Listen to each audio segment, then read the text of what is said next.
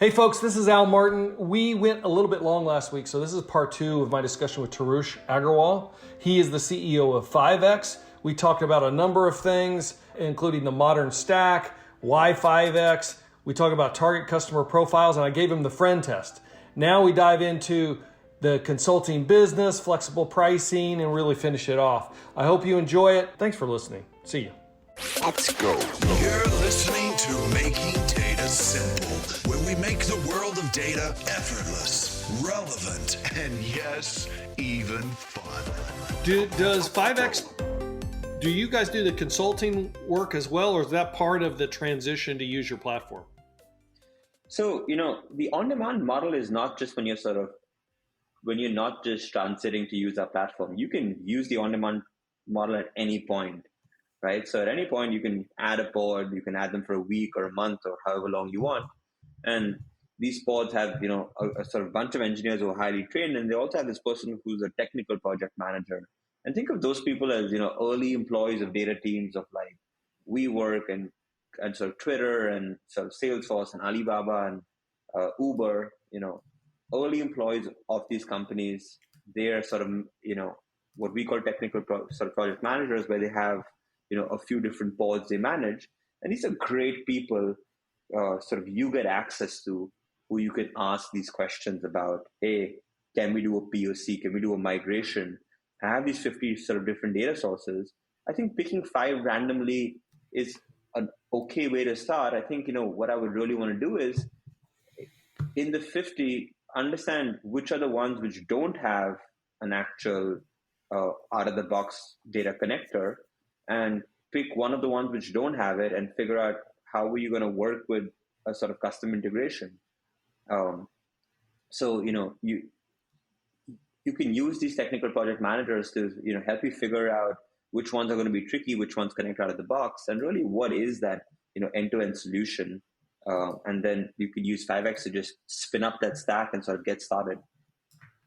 Well, let me drill down on that if I could real quick. So Sure. Both on the on-demand model and your pricing model, my friend's scenario is, look, there's going to be some upfront, or there's going to be perceived upfront cost to get it in a state by which I can access this.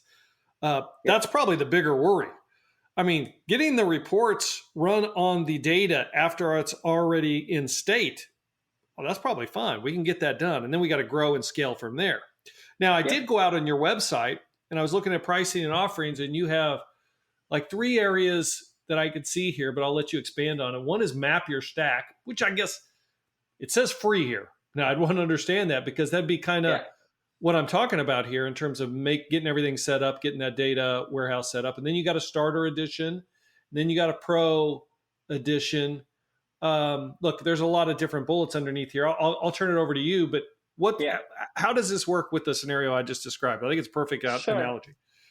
Yeah, absolutely. So, the map your stack is for companies which kind of already have, their own sort of stack built. And, we can go in there, map their stack. They then have access to the on-demand sort of talent if they need, but they basically don't need anything on the platform for us, right? So that's what the map your stack offering.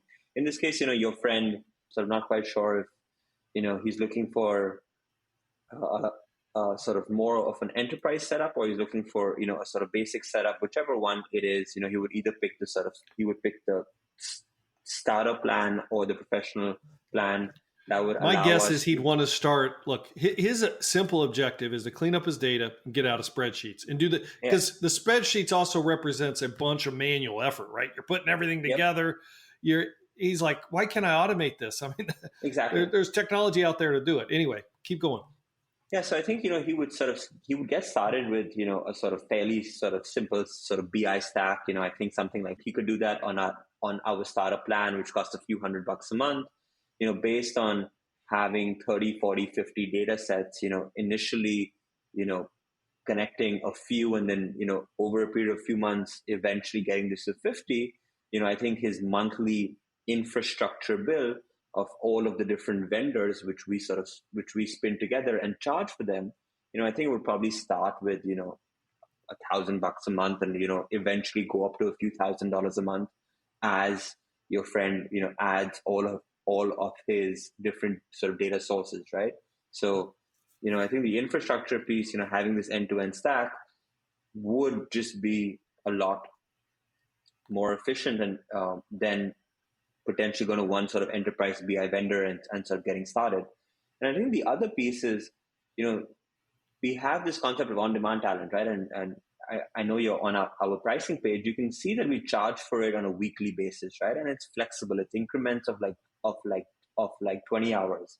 So you would get access to a pod, and you would have the pods initially go, take a few different data sources. I would recommend take a few which sort of connect with these ingestion providers. Take one custom one, go ingest that data into your warehouse, model it, build out your dashboards. And then just over a period of time, you can, have these pods do more and more of these different data sources. If you're in a big hurry and you want all of your different data sources, go get 5 pods and you can have 50 data sources done within a month. So, it's fully flexible. It's on demand. You can scale this up, scale this down. And it gives you, access to, highly qualified talent on top of an end-to-end platform. So that's really how it works. And at some point, when your friend hires their own team or they don't want to use our pods, they don't have to use the pods at all. They can have their own team. They can use an external consultant, but 5X gives them the end-to-end platform. They're paying a few $100 a month for it, and then whatever they're using on the platform.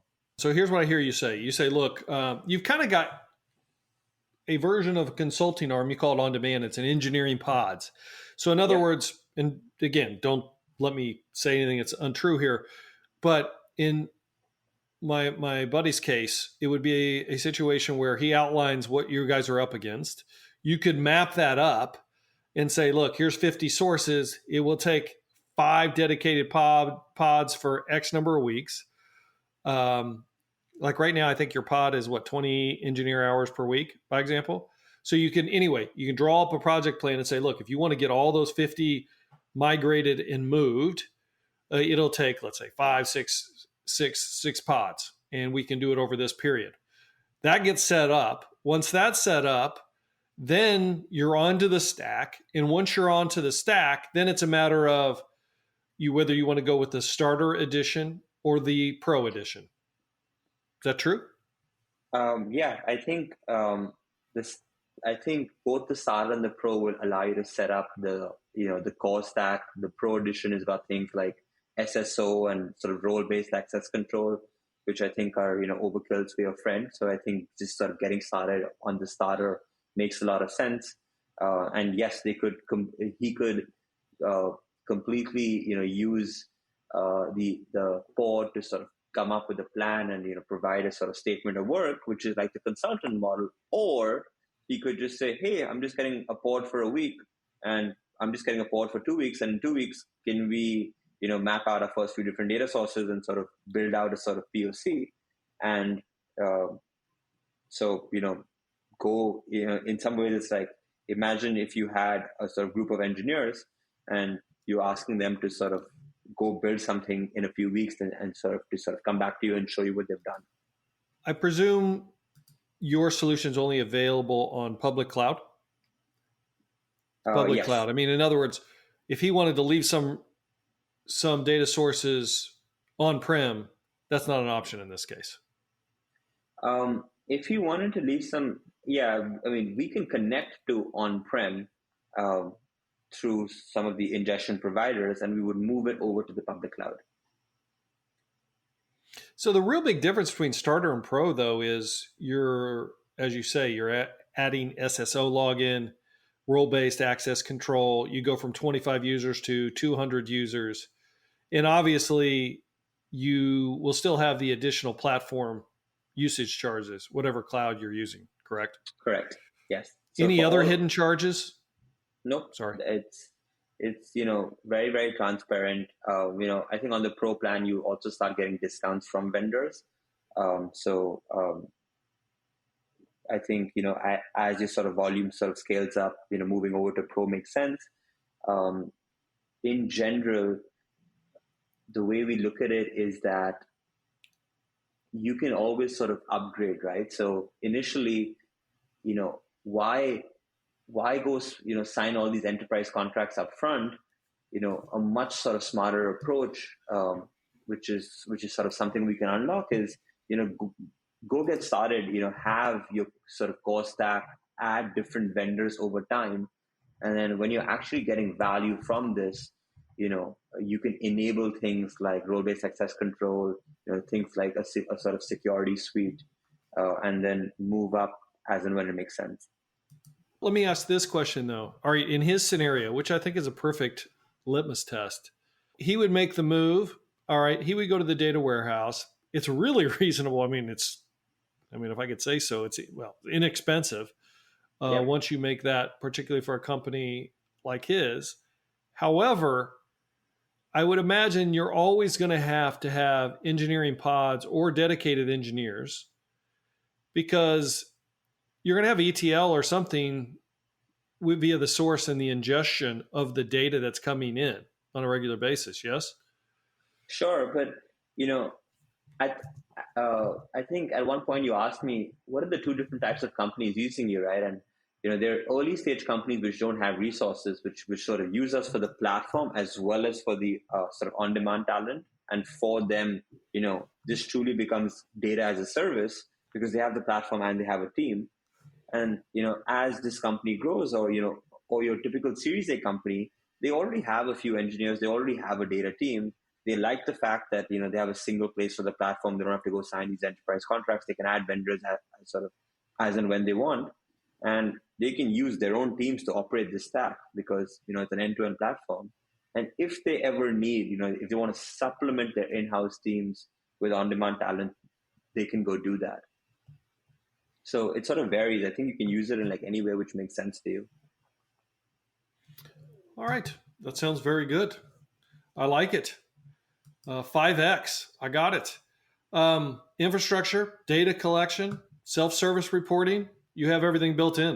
Is there anything I didn't ask you that you would like to make mention of? I mean, we went straight in and we went through a scenario, which I think is pretty good to give an indication of where the product is and how it can help.